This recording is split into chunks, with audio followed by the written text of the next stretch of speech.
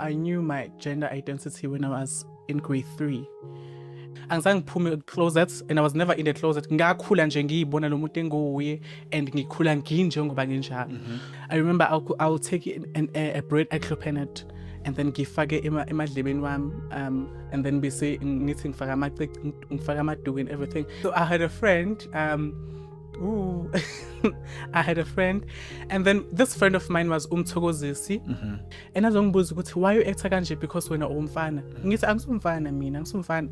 Athi mara nami ngiyafuna ukwenza njengawe kodwa mina ngiyasaba. Kodwa into engifuna uba yiyo leyo. And then I remember the other day ngaba like ufuna ufana nami ngathi wathi yeah, ngathi okay, let's go.